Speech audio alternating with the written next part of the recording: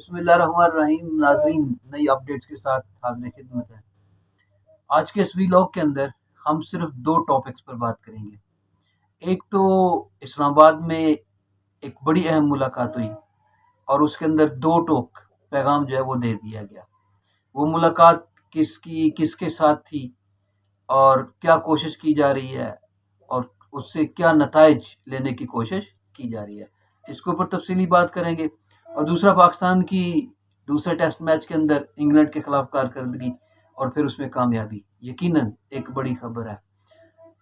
तो इन 2 मौज़ूआत के ऊपर सिर्फ बात करेंगे, लेकिन सैर हासिल बात करेंगे। सबसे पहले अपनी पहली स्टोरी की तरफ आते हैं। पहली स्टोरी क्या है कि इस्लामाबाद के अंदर शहर इक़्तिदार में एक बड़ी अहम मुलाकात हुई है। ज़राए इसकी तस्दीक कर रहे हैं। साफ ज़ाहिर है सरकारी सतह पे तो इसकी तस्दीक नहीं होगी, लेकिन ज़राए इसके बारे में जो है वो खबर ज़रूर दे रहे हैं कि इस वक़्त जो सुप्रीम कोर्ट के सीनियर 3 जज हैं, जस्टिस मंसूर अली शाह और आइन के मुताबिक जिनको नेक्स्ट जो है ना वो चीफ जस्टिस होना चाहिए, उनकी मेल मुलाकातें, उनके बिहाफ के ऊपर कुछ वकला की मुलाकातें, कुछ यकीन दहानियाँ, कुछ क्लियरेंसेस, कुछ ऐसे मामला जो है ना वो चल रहे हैं और वो बड़े अहम हैं कि जस्टिस मंसूर अली शाह अपना जो विजन है, अपना जो उनका एक उनके बारे में जो सोच है, उसको आला लोग जो हैं, जो ताकतवर लोग हैं,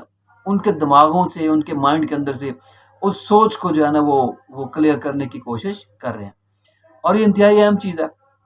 मुलाकात किसकी हुई, किसके साथ हुई, कब हुई, किस तरह हुई, क्या मामला तय पाए, ये बहुत अहम है।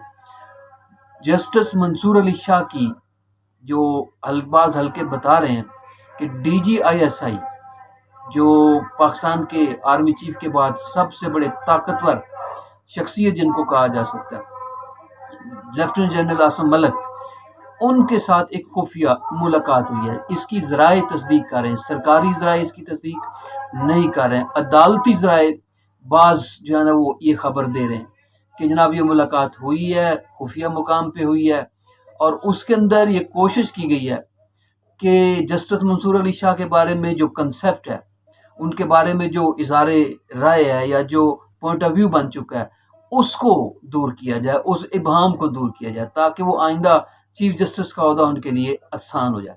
जैसे कि हम जानते हैं सब कि 25 of this month justice Qazi Faez Isa will retire और अभी चूंकि आइनी तरमीम का मामला जो है वो लटका हुआ है और तो फाइनल होता हुआ दिखाई नहीं दे रहा है। आइनी अदालत बनती भी है या नहीं बनती है।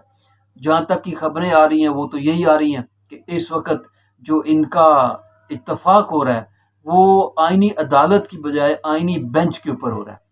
तो इसका मतलब यह है कि मौजूदा चीफ जस्टिस जो है काजी फायद ईसा साहब, उन्हें ही हैज टू गो, उन्हें जाना पड़ेगा और वो जाएंगे। ठीक है, ये तकरीबन तय जो पा चुका है। अब सवाल ये रहता है कि अगला चीफ जस्टिस जो है वो कौन होगा। उसके लिए आइन तो साफ है कि आइन कॉन्स्टिट्यूशन बिल्कुल क्लियर है और वो कहता है कि जनाब जो सीनियर 3 जज है he will be the chief justice. लेकिन मंसूर अली शाह साहब के बारे में जो पॉइंट ऑफ व्यू एस्टेब्लिश हो चुका है वो ये है कि वो जो ही चीफ जस्टिस का ओहदा संभालेंगे, पीटीआई की हमायत में है। चूंकि वो अब तक उनके जितने फैसले आए, जितने उनके कमेंट्स आए, जितनी उन्होंने हेयरिंग्स की, वो ये शो करते हैं कि वो पीटीआई के हक के अंदर है।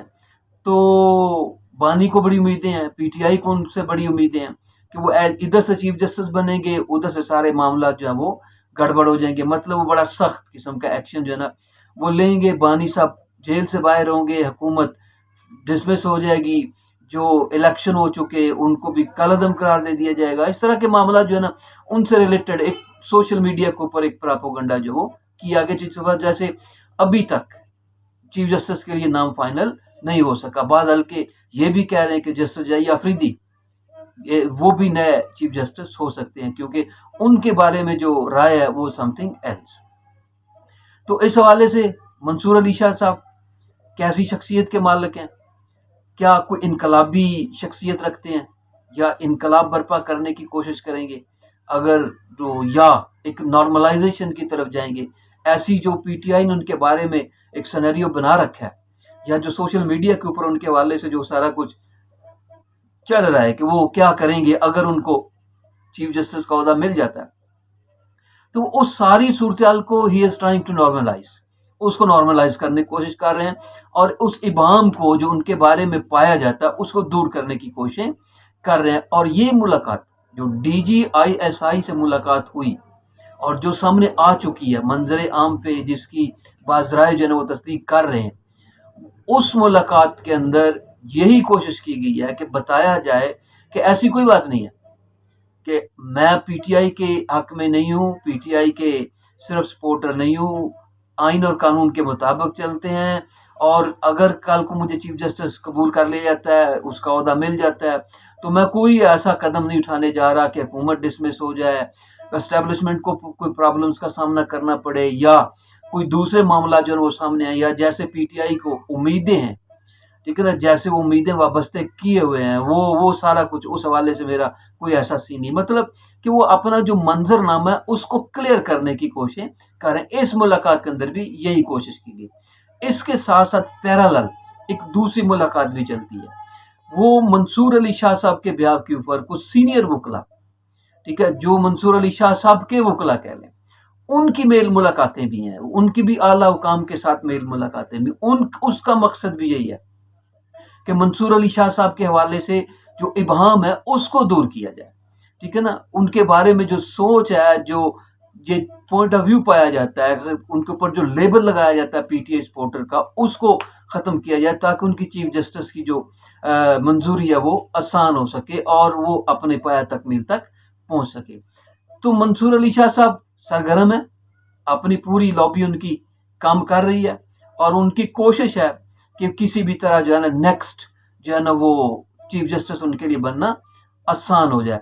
तो ये सारा लाएमल जो है ना इस वक्त चल रहा है। ये बड़ी मुलाकात जो है वो सामने आ चुकी है, उसके हवाले से भी जो है ना हकाइक सामने आ रहे हैं और मंसूर अली शाह साहब पूरी कोशिश कर रहे हैं। हालांकि पिछले कुछ माह से, कुछ दिनों से भी नहीं बल्कि कुछ माह से मुख्तलिफ किस्म का प्रोपेगेंडा जो है वो चल रहा है, ठीक है ना, वो मूव कर रहा है सोशल मीडिया के ऊपर कि नहीं बनाया जा रहा चीफ जस्टिस, इन्हें फारिग कर दिया जाएगा, ठीक है, उनकी जगह पे दूसरे लोग आ जाएंगे, को आईनी तरमीम, लेकिन आईनी तरमीम अभी जो है ना फाइनलाइज होती हुई दिखाई नहीं दे रही है। उनका कट्टी कट्टा भी जल्दी निकल आएगा, लेकिन अभी तक की जो सूरत है वो खासी खराब है, वो गवर्नमेंट के हक के अंदर नहीं है।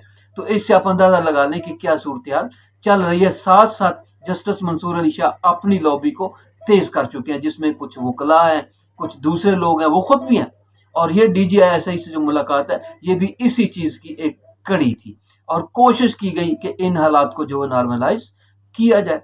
और हमारे यहाँ तरक्की के जीने जो है, आगे बढ़ने के जो तरीक़ेकार हैं वो कुछ ऐसे ही हैं।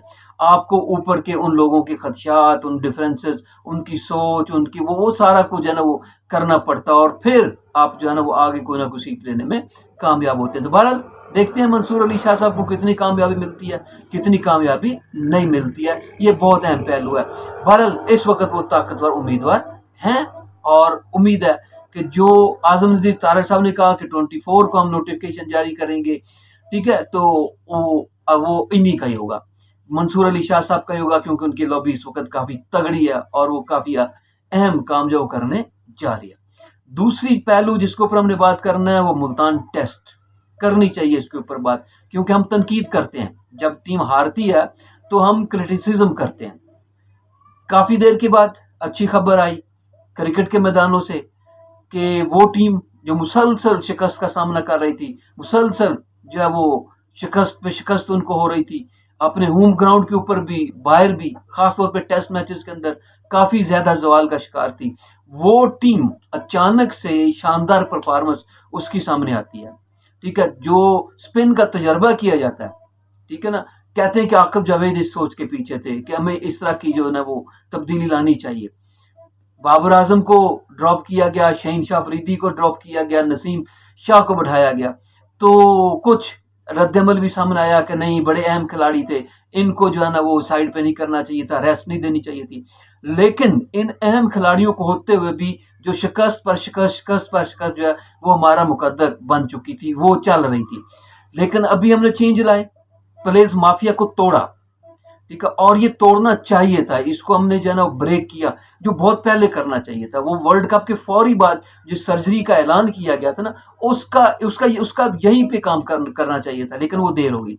बट देर आए दुरुस्त आए, जैसे भी हुआ टीम ट्रैक पे आई, अच्छा परफॉर्म किया, ठीक है। और इंग्लिश मजबूत टीम को उन्होंने मुल्तान के अंदर दूसरा टेस्ट शिकस्त देने में, जिसमें दोनों स्पिनर्स के नुमान अली की और साजिद खान की बड़ी शानदार कारकर्दगी है।